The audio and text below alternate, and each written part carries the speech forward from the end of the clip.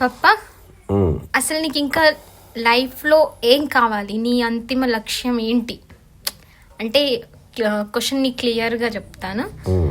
ఒక కామన్ మ్యాన్కి ఉండాల్సిన ఒక చిన్న ఇల్లు, ఒక వెహికల్, ఒక చిన్న స్కూటీ, ఒక మొబైల్, టీవీ, అలా ఒక ఉండాల్సిన వస్తువులు అవి ఇప్పటికీ నువ్వు లైఫ్లో కష్టపడి సంపాదించుకున్నా అయిపోయింది. ఇంకేమైనా కావాల్సింది ఉందా? ఇంకేమన్నా నీకు ఫోకస్ చేయాల్సింది ఏదైనా ఉందా? అంటే దానికోసం నేను సంపాదించాలి అన్న ఏదైనా ఉందా? అస్సలు లేదు. ఓకే, ఇప్పుడు నేను ఏదో అవ్వాలని ఏమీ చేస్తలేదు. నేను ఆల్రెడీ అయ్యే ఉన్నాను. 2009లో నేను ఒక డిక్లేర్ చేసిన ఒక స్టేట్మెంట్. అది వినడానికి చాలా విడ్డూరంగా ఉన్నా కూడా ఇప్పటికీ సత్యం. నాకు ఎవరు ఒప్పుకోకపోవచ్చు. నేను డెవలప్ అవ్వడానికి ఏమీ చేయడం లేదు. ఇంకా నేను డెవలప్ అయ్యే ఉన్నాను. అక్కడి నుంచి అన్ని పనులు చేస్తున్నాను.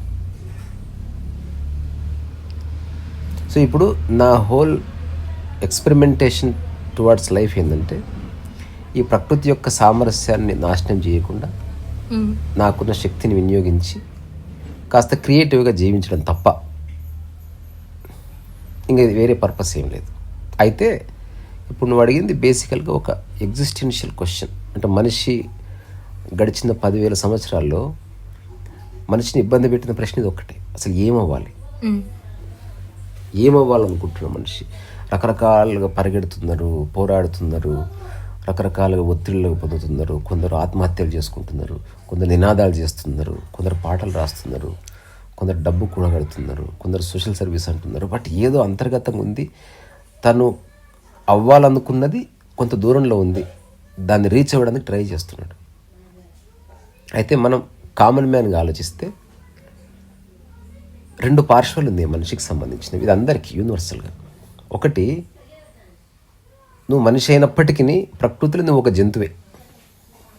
అవును, అంటే ప్రకృతి పరంగా ఆ విధంగా చూస్తే అందరి పని ఒకటే ఉంది: తినడం, పడుకోవడం, పిల్లల్ని పుట్టియడం, మళ్ళీ వంశాన్ని పుట్టియడం కాదు, నార్మల్గా పిల్లల్ని పునరుత్పత్తి, ఆ తర్వాత మరణించడం.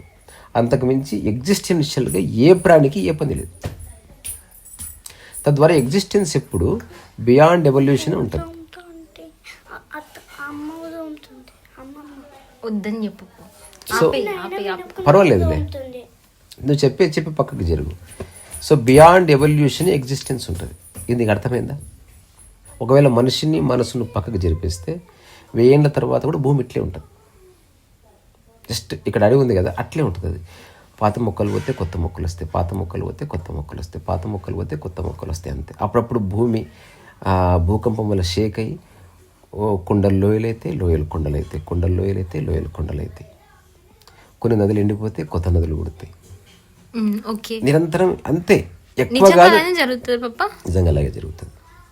సో ఎక్కువ కాదు, తక్కువ కాదు, ఎప్పుడు ఆ స్టేటస్ కో మెయింటైన్ అవుతుంది. ఎగ్జిస్టెన్స్ ప్రకృతి ఏ విధంగా ఉందో అలాగే ఉంటుంది. సమస్య అంతా ఎక్కడొచ్చింది? ఈ ప్రకృతిలో ఏ ప్రాణికి లేని ఎక్కువ లైఫ్ టైం మనిషికి వచ్చింది.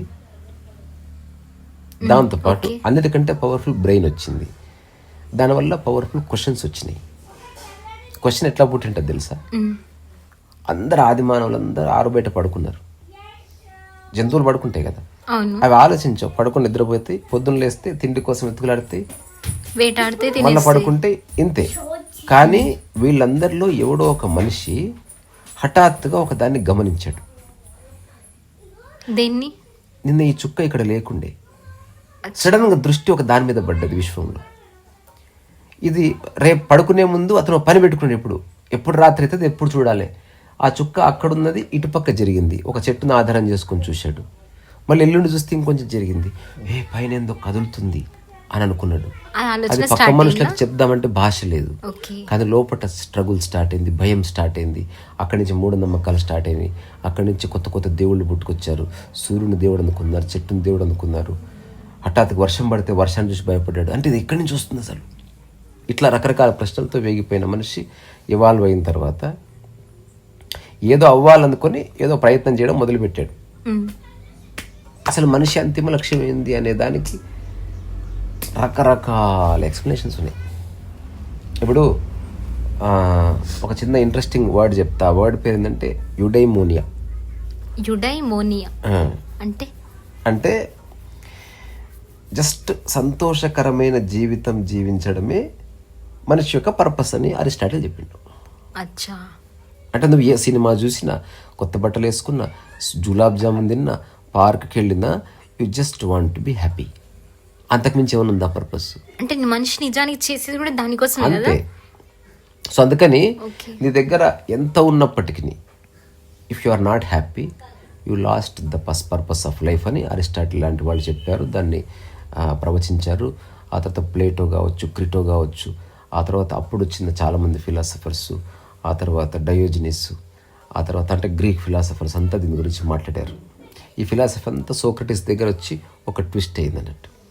అంటే నువ్వేమీ తెలుసుకోవాల్సిన అవసరం లేదు అని తెలుసుకోవడం ముఖ్యమని చెప్పాడు సోక్రటీస్. నువ్వు కూడా చెప్పిన తర్వాత సోక్రటీస్ ఏం చెప్పాడు? ఎవరికైనా తెలివి ఉంది అనుకుంటున్నారో వాళ్ళకి ఏ తెలివి లేదని తెలుసుకో అన్నాడు. నువ్వు వాళ్ళని ప్రశ్నిస్తూ పోతే వాళ్ళు ఒక దగ్గర ఆగిపోతారు. తద్వారా మనిషికి ఉండే జ్ఞానము లిమిటెడ్ అని తెలుసుకున్నాడు ఆయన. అందుకని ఎంత తెలుసుకున్నా నాకేమీ తెలియదు అన్న విషయం మీదనే నువ్వు ఆధారపడి ఉండు తప్ప నేను తెలుసుకున్నానన్న విషయం మీద ఆధారపడితే నీకు బాధ తప్పదు, భంగపాటు తప్పదు, ఓటమి తప్పదు సోక్రటీస్ ప్రవచించిండు. సో ఆయన ఒక సోక్రటిక్ మెథడ్ కనుక్కున్నాడు. That is his purpose of life. ఆ తర్వాత జీన్ పాల్ సార్త్రే, ఆ తర్వాత ఇమాన్యుయల్ కాంట్, ఆ తర్వాత ఫ్రెడరిక్ నీషే, లేకపోతే మార్టిన్ హైడెగర్, లేకపోతే ఇట్లాంటి వాళ్ళంతా కూడా ఎగ్జిస్టెన్షియల్ మీద వర్క్ చేశారు. అంటే మనం ఉన్నాం, నేను ఎదిగినా ఎదగకపోయినా, నేను సంతోషంగా ఉన్నా ఉండకపోయినా నేనున్నాను. ఇదే ఎగ్జిస్టెన్స్, నేను ఉండడం ఎగ్జిస్టెన్స్. ఒకవేళ ఆ ఉండడం ఎట్లా అన్నది వాళ్ళు క్వశ్చన్ చేయడం మొదలుపెట్టారు. అక్కడి నుంచి వాళ్ళు రకరకాల పుస్తకాలు రాశారు. ఇప్పుడు ఎవరన్నా ఇప్పుడు అంత సమయం అండ్ ఓపిక ఇప్పుడున్న సమాజానికి లేదు, కానీ జీన్ పాల్ సార్త్రే రాసినటువంటి బీయింగ్ అండ్ నథింగ్నెస్ అనే ఒక పుస్తకం చదివితే దిమ్మదిరిగిపోతుంది అసలు.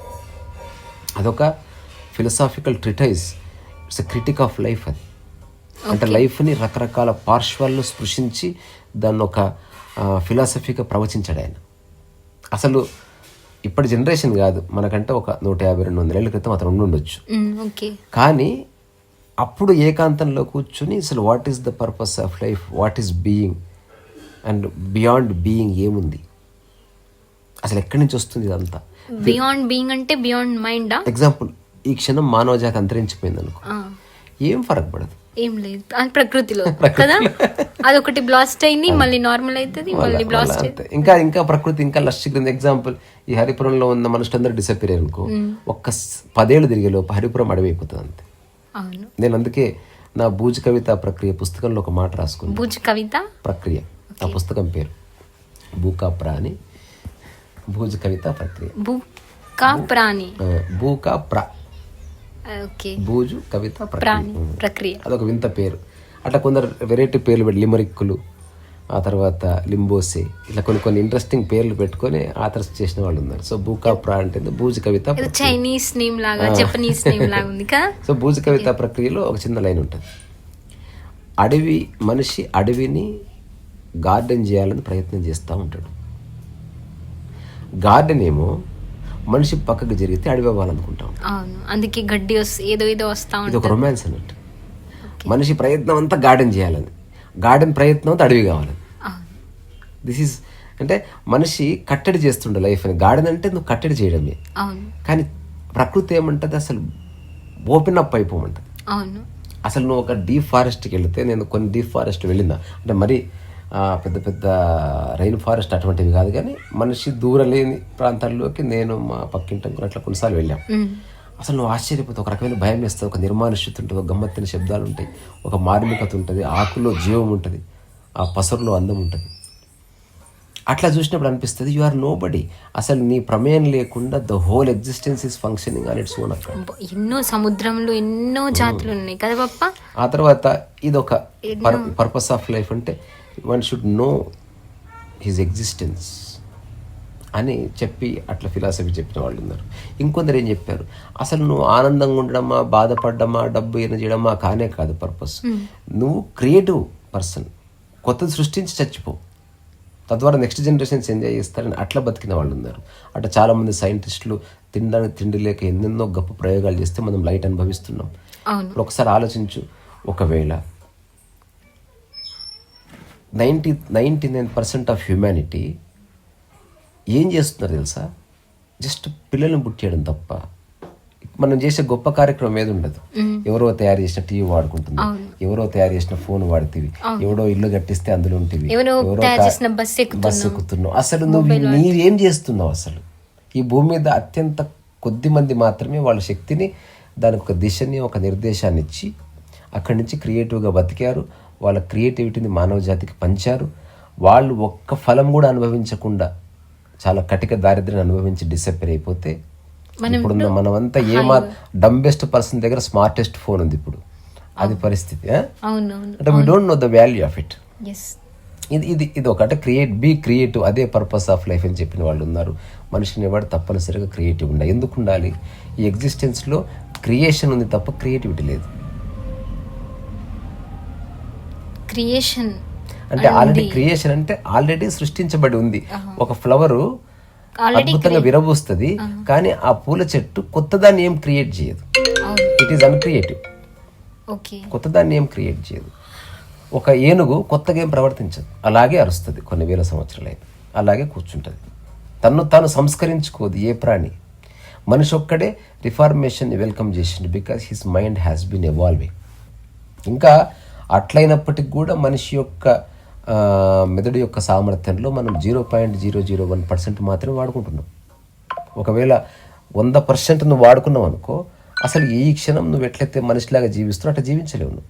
అందుకే ఎవరెవరైతే మానసికంగా ఎవాల్వ్ అయ్యిండ్రో వాళ్ళు ఈ సమాజంలో ఉన్న మనుషులాగా బతకడం ఆపేశారు. అంటే డబ్బు కోసం ఆరాటం పోతుంది, ఆస్తుల కోసం కొట్లాడుకోవడం పోతుంది, చిన్న చిన్న విషయాలకు గొడవలు పడడం పోతుంది, ఈగోల కోసం పోతుంది. నువ్వు బుద్ధుడు అవుతున్న కొద్దీ ఈ ప్రపంచం పడిపోతూ ఉంటుంది. You become more close to existence. అందుకే మనకు ఒక చిన్న స్టేట్మెంట్ ఉంది, హెడోనిజం. ఎప్పుడన్నా విన్నావా పేరు? హెడోనిజం అంటే నథింగ్ బట్ కొందరు ప్రతిపాదించారు, ఎపిక్యూరస్ లాంటి వాళ్ళు, ఆ తర్వాత మాస్లో లాంటి వాళ్ళు ఏం ప్రతిపాదించారు? జస్ట్ పెయిన్ అవాయిడ్ చేయి, ప్లెజర్ని పట్టుకో, అదే లైఫ్ అన్నారు. అంటే కొండలు గుట్టలు ఎక్కకు, పెయిన్.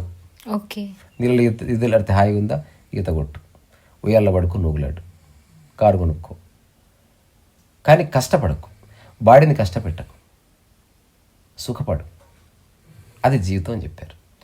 అయితే ఇవన్నీ ఇండివిజువల్ మైండ్లో జరుగుతున్నవి. కానీ ఆ తర్వాత ఏమైంది? హఠాత్తుగా మతాల ఆవిర్భావం స్టార్ట్ అయింది. ఇస్లాం పుట్టింది, బుద్ధిజం పుట్టింది, జైనిజం పుట్టింది, జుడాయిజం పుట్టింది, క్రిస్టియానిటీ పుట్టింది. ఇట్లా మనకు తెలియని at least hundreds of new age religions పుట్టాయి. అవి వచ్చిన తర్వాత ఏమైంది? మనిషి అసలు ఆలోచించడం మానేశాడు. ఆ పుస్తకంలో ఏముంది?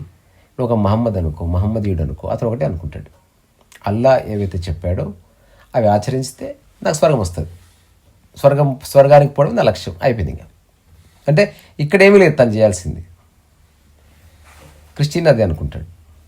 బుద్ధిస్ట్ ఏమనుకుంటాడు? ప్రకృతిని అనుసంధానం చేసుకొని కోరిక లేకుండా, ఇలాంటి దుఃఖం రానియకుండా, జనన మరణ చట్టంలో పడకుండా నిర్వాణం పొందితే చాలు, అదే బుద్ధుడు చెప్పాడు. అందుకని బుద్ధిస్టులంతా అదే ఫాలో అవుతారు. అంటే ఏ బుద్ధిస్ట్ ఆలోచిస్తలేడు తప్ప రైటా అని.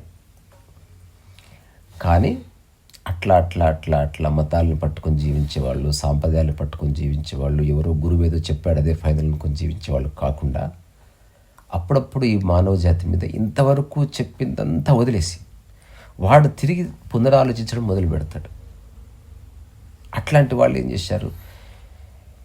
నీ జీవితాన్ని ఎలాంటి సంశయం లేకుండా ఎగ్జిస్టెన్స్లో ఒక భాగంగా జీవించి, అలా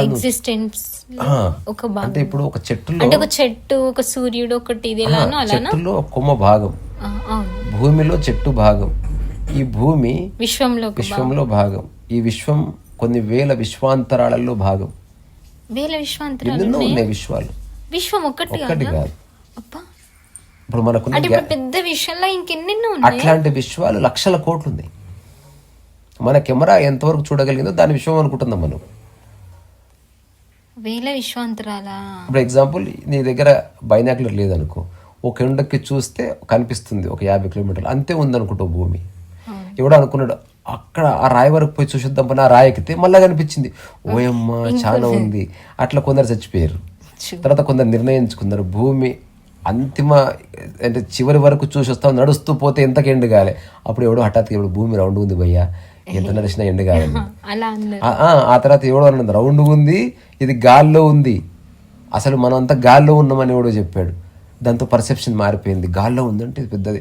ఆ తర్వాత ఓన్లీ నవగ్రహాలు, ఆ తర్వాత సూర్యుడు ఉంటాడు. తర్వాత సూర్యమండలం కాదు, పాలపుంత ఉంటుంది. పాలపుంతలో కొన్ని లక్షల కోట్ల సూర్యులు ఉంటాయి, నక్షత్రాలు ఉంటాయి, అవన్నీ స్వయం ప్రకాశితాలు. తెలిసిన తర్వాత మనిషి స్తబ్దం అయిపోయిండు. అయినా కొందరు అన్వేషించారు, బైనాకులర్లు కనుక్కున్నారు, బయోస్కోపులు కనుక్కున్నారు, హబుల్ స్కోపులు కనుక్కున్నారు. దాని ద్వారా అత్యంత దూరంగా ఉన్న దాన్ని పర్సీవ్ చేసారు.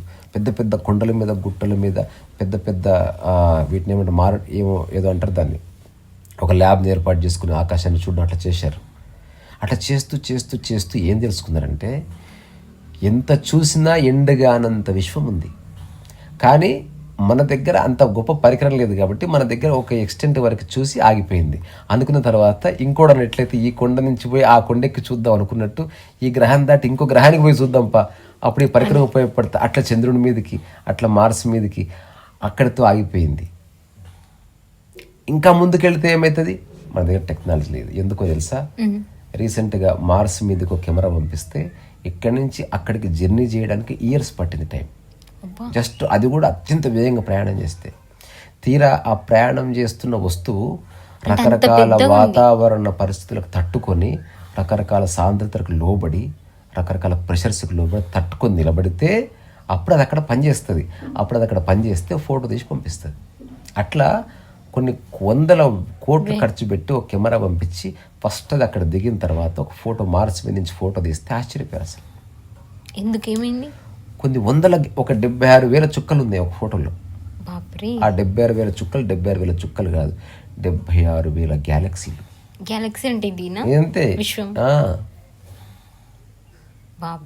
అంటే అంటే మనలాగా ఇంకా వేరే మనుషుల భూగ్రహం కూడా మనలాగా ఉండకపోవచ్చు, ఇంకొకలాగా ఉండొచ్చు. ఇప్పటికీ ఎక్స్ట్రా టెరిస్ట్రియల్ బీయింగ్స్ ఉన్నాయని మనిషి నమ్ముతున్నాడు. అంటే మనలాగే లేదా మనకంటే ఉన్నతంగా ఆలోచించే లేదా మనకంటే భిన్నంగా ఆలోచించే. అందుకని ఇప్పటికీ సైంటిస్టులు చాలామందికి తెలియదు, కొంత రీసెర్చ్ చేసి తెలుస్తుంది. ఒక రకమైన రేడియో వేవ్స్ని రోజు పంపిస్తూ ఉంటారు రకరకాల గ్రహాల మీదకి, రకరకాల ఫ్రీక్వెన్సీలతో పంపిస్తే ఎక్కడి నుంచి రెస్పాన్స్ వస్తుందేమో అని.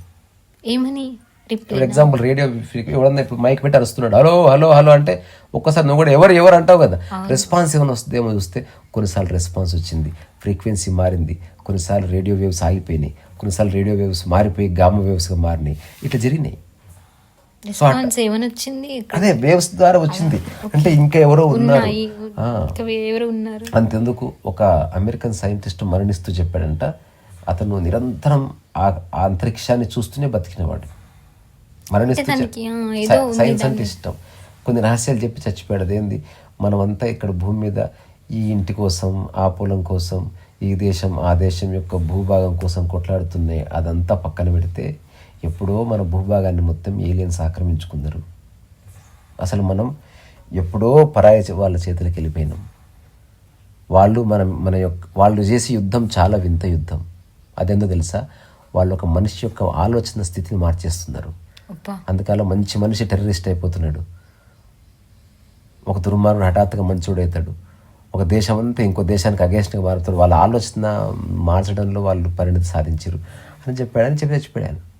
ఏలియన్స్ ఉన్నాయి, డస్ ఏలియన్స్ ఎగ్జిస్ట్, బట్ అవి మనం అనుకున్నట్టు లేవు, వాటిని అర్థం చేసుకునే శక్తి ఇంకా మానవ జాతికి లేదు అని చెప్పాడు.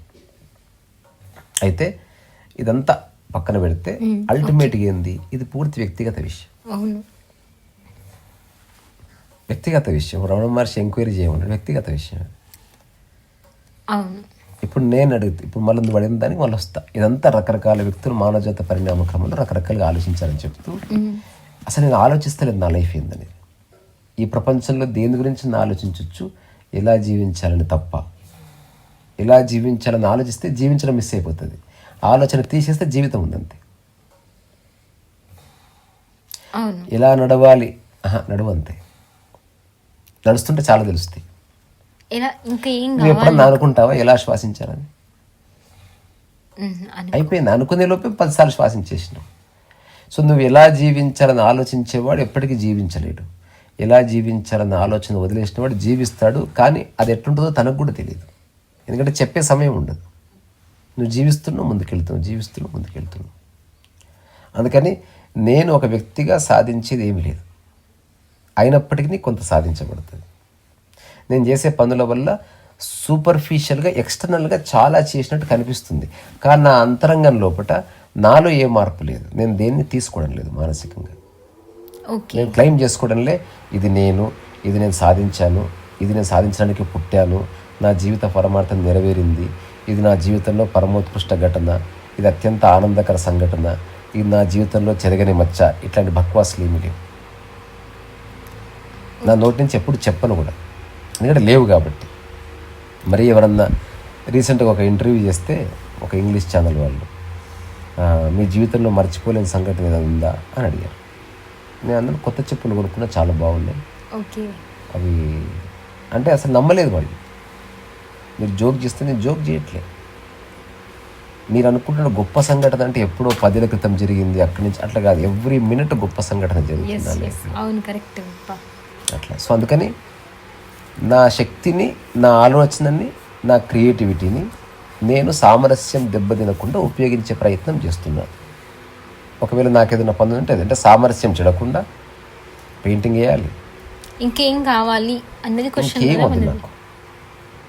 నిజంగా అవసరమైతే అప్పటికప్పుడు దానికోసం పని చేస్తాను. ఈ భూమి మీద అనిపిస్తే దానికి అనుగుణంగా నాకు వ్యక్తిగతంగా అంటే నా దగ్గర ఏమీ లేని రోజే నేను ఇట్లా ఉన్నాను. ఇప్పుడు ఉన్నవన్నీ అవసరాల కోసమే తప్ప నా ఆనందం కోసం. ఒకవేళ ఏమైనా సంథింగ్ ఏమైనా కావచ్చు, ల్యాండ్ కావచ్చు, గోల్ కావచ్చు, ఇంకా సంథింగ్ ఏదైనా వచ్చినా కూడా అది నువ్వు ఇన్వైట్ చేయకుండానే అది రావాల్సిందే, కోరుకోకుండానే అవి వచ్చేసినా కూడా నాదని క్లెయిమ్ చేసుకోదలుచుకోవాలి. ఏది నాది లేదు, నేను ఉపయోగించుకునేవి చాలా ఉన్నాయి, కానీ నేను సొంతం చేసుకున్నది ఒక్కటి కూడా లేదు. ఇది ఎప్పటికీ ఎవరికో నమ్మించడానికి చెప్తున్నది కాదు, ఇది పూర్తి వ్యక్తిగతమైనది. సో ఇది ఎట్లా అంటే, నేను ఆత్మదర్శనం పుస్తకం గురించి ఎవరు అడిగితే ఒక మాట చెప్పాను. ఒకవేళ ఒక ఫ్లవర్ కనుక మాట్లాడితే అదే ఆత్మదర్శనం. ఒకవేళ నా ఆత్మకథ అంటే ఎట్లుంటుంది అంటే, ఒక కుక్క కనుక తన కథ రాసుకుంటే అట్లుంటుంది. దానికి జీవితం ఉంది, నాకు జీవితం ఉంది. రెండింటికి డిఫరెన్స్ ఏంటి పప్ప? అంటే సాధించే విజయాలు, లక్ష్యాలు అట్లా రాసినప్పుడు కథ మారిపోతుంది. ఎగ్జిస్టెన్షియల్గా అందరి కథలు ఒకటి. ఓకే, కానీ ఇక్కడ ఫ్లవర్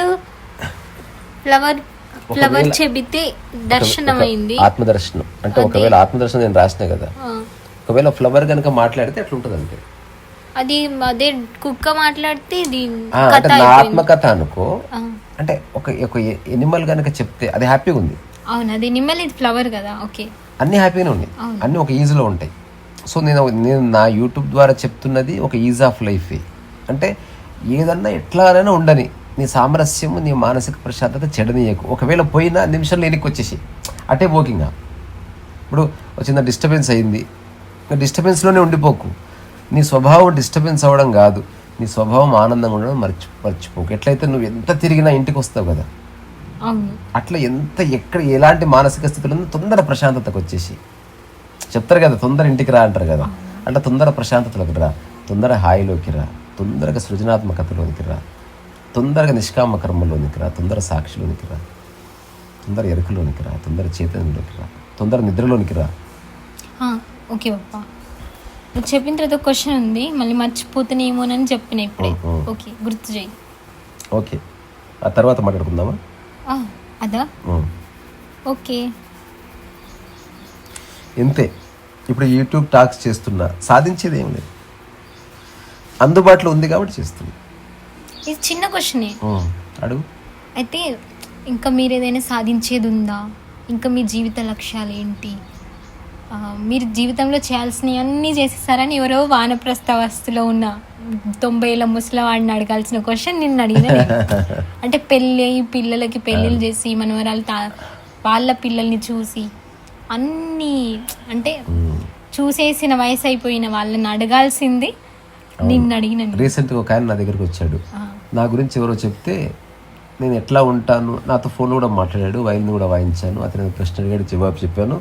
అతను కరెక్ట్గా పార్క్ వచ్చేసరికి నేను నేల మీద కూర్చొని ఉన్నా. తీసుకొచ్చిన వ్యక్తి చెప్పాడు ఇతనే అతను అని. అని ఆగిపోయాడు. ఏమైందంటే నేను అనుకున్నట్టు అస్సలు లేడు అన్నాడు. నేను అడిగాను ఏమనుకున్నాను అంటే, ఒక 70 ఏళ్ళ 65-70 ఏళ్ళ వయసు ఉండి, ఇట్లా గడ్డం ఉండి, ఎక్కడో కుర్చీలో ఇట్లా కూర్చుంటే ఆ కుర్చీకి మొత్తం పూలు డెకరేట్ అట్లేదో చెప్పాడు ఆయన. ఆ తీసుకొచ్చిన వ్యక్తి ఒకటే నవ్వుతున్నాడు, మెంటలోడు అని చెప్తున్నాడు. ఏమి లేదు, అంతుంది, ఏ బరువు ఉండదు, తన పని తాను చేసుకుంటాడు, ఆయన మన పని మనం చేసుకొని ఇస్తాడు, అంతకుమించి ఏమీ లేదు ఆయన చెప్పేది. అది అది అది నచ్చి నేను వస్తున్నా ఇక్కడికి. ఎక్కడికి పోయినా మళ్ళీ నా మైండ్ని రెస్ట్రిక్ట్ చేశారు. ఆయన ఇప్పుడు ఈ మాట చెప్పినా 70 ఏళ్ళు. ఎక్కడికి పోయినా నా మనసుని మళ్ళీ వాళ్ళ చేతిలో పెట్టుకున్నారు. మొట్టమొదటిసారి ఒక వ్యక్తి అసలు నా మనసుని పట్టుకోలే, నా ప్రవర్తనను పట్టుకోలే, నా మాట తీరును పట్టుకోలే. నేను నా బాత్రూంలో ఎట్లా ఉంటానో అంత హాయిగా ఉంటాను రీసా దగ్గర. అందుకే వస్తున్నాను, జీవితకాలం వస్తాను బతుకున్నంత వరకు. అంటే అలసటనే లేదు. ఇక్కడ నేను ఏమి తెలుసుకోకపోయినా పర్వాలేదు అన్నంత ఫీలింగ్ వచ్చేసింది. అట్లా చెట్టు చాలా బాగా, చాలా బాగా. అయితే పప్ప అంత వయసున్న వాళ్ళని అడగాల్సిన క్వశ్చన్ నేను నిన్నెందుకు అడిగినా అంటే చూస్తున్నావు కదా, మీ యూట్యూబ్ ఫ్రెండ్స్ ఎవరైనా కావచ్చు, నువ్వు వ్యక్తిగతంగా చూస్తున్నావు కాబట్టి నీకు అట్లా అనిపించవచ్చు. సో నీకు అనిపించకపోయినా సత్యమైంది. ఇక్కడ నేను పట్టుకునేది ఏది లేదు, ఉపయోగించుకోవడానికి చాలా ఉన్నాయి. ఇప్పుడు ఈ ఫ్యాన్ ఉంది, అవసరం అవి. ఒకవేళ అది లేదనుకో ఏ ముఖంలో ఏ బాధ ఉండదు, ఉంది కాబట్టి వాడుకోవాలి, అంతే ఉపయోగించుకో, గౌరవం అన్నీ ఉపయోగించుకో. నిజానికి ఇక్కడే రైల్వే ఉండే చార్టర్ ప్లేన్ ఉంటే కూరలు తెచ్చుకుంటూ పోయి నీళ్లు తెచ్చుకుంటూ మంచిగా చార్టర్ ప్లేన్ లో. చార్టర్ ప్లేన్ అంటే అది చిన్నగా గ్లైడర్ అంటారు దాన్ని. సో ఏదేమైనా లక్ష్యాలు ఉన్న వాళ్ళ జీవితాలు వేరే. ఏ లక్ష్యము లేకపోతే జీవితం నిజంగా మొదలవుతుంది. అర్థం చేసుకుంటే అర్థమయ్యే విషయం. లక్ష్యాలు ఉన్నవాడికి లక్ష్యమే ఉంటుంది, జీవితం ఉండదు. అవును, దానికోసం పరిగెత్తాలి. అట్లా కాకుండా ఇది ఎట్టుందంటే బస్సు వెనుక పరిగెడతా ఉన్నావు అన్నట్టు. చిన్న జోక్ చెప్పనా, ప్రతిరోజు ఒక వ్యక్తి ఇంటికి వస్తాడు బస్సు ఎక్కి. ఆ బస్సు టికెట్ 20 రూపాయలు. కరెక్ట్గా ఆఫీస్ అయిపోయింది, భార్య సినిమాకి వెళ్ళాలని చెప్పింది, కానీ ఆఫీస్లో లేట్ అయ్యింది, బస్సు వెళ్ళిపోతే మళ్ళీ ఉండదు. అందుకని ఆ బస్సు ఎక్కడానికి పోతుంటే బస్సు స్టార్ట్ అయిపోయింది. ఆ బస్సు వెనుక పరిగెడుతూ ఉంటే ఇల్లు వచ్చేసింది. బస్సు ఎక్కక ముందే ఇంటికి వచ్చి ఆగాడు. ఆగిన తర్వాత నవ్వుకున్నాడు. తన భార్యతో చెప్పాడు, బేగం ఈరోజు 20 రూపీస్ ప్రాఫిట్ అన్నాడు. దేనికి అంటే, నేను బస్సు వెనుక పరిగెడుతూ వచ్చేసి ఇల్లు వచ్చేసింది. 20 రూపాయలు ప్రాఫిట్ అంటే అప్పుడు భార్య కోప్పడ్డదంట. ఏమని, ఎందుకు కారు వెనుక పరిగెత్తి రావద్దా, 50 రూపాయలు ప్రాఫిట్ వచ్చింది అంట. సో నువ్వు లైఫ్ ఎట్లా చూస్తే అట్లా కనిపిస్తుంది. నువ్వు ఎట్లా చూడలేదు అనుకో, ఉన్నట్టు కనిపిస్తుంది. సో నేను నా లైఫ్ని ఇప్పుడు నేను నా జీవించే జీవితంలో ఇంత కూడా ఇమాజినేషన్ లేదు, కపోల కల్పనలు లేవు, పూర్తి యథార్థం. నేను కూడా ఏమి ఇమాజిన్ చేయట్లే పప్ప, అసలు చేయకూడదు. ఎవరైతే ఊహిస్తున్నారో ధ్యానాల పేరు మీద వాళ్ళంతా ఊహను చేరుకుంటారు, లైఫ్ని చేరుకోరు. నార్మల్ గా కూడా ఇంకోటి వాళ్ళు చేరుకున్నదంతా ఇక్కడే ఉంది. వాళ్ళ రకరకాల యుగాలు, వాళ్ళ స్వర్గాలన్నీ మానసికమే. వచ్చినా కూడా వచ్చిందిలే, చూద్దాం గానీ చచ్చిపోయిన లైఫ్ కోసం కూడా పప్ప ఈ ఊహ అసలు వద్దు, అవసరం లేదు. అసలు ఏది ఊహ ఉన్న చోట జీవితము లేదు, ధ్యానము లేదు. ఇది క్లియర్ అన్నమాట. ఇది కావాలంటే నేను నా జీవితంలో నా నుంచి బయటకు వచ్చిన పరమోత్కృష్టమైన స్టేట్మెంట్స్లో ఇది ఒకటి. ఎక్కడ ఊహ ఉందో అక్కడ జీవితం ఉండదు, అక్కడ ధ్యానం ఉండదు. ధ్యానము జీవితం ఉన్న చోట ఊహ ఉండే అవకాశమే లేదు. రియల్ బ్రూటల్ రియాలిటీ ఉంటుంది అంతే. సరే, మళ్ళీ హరిపురం నుంచి సైనింగ్ ఆఫ్, రీసా రసోవేసా.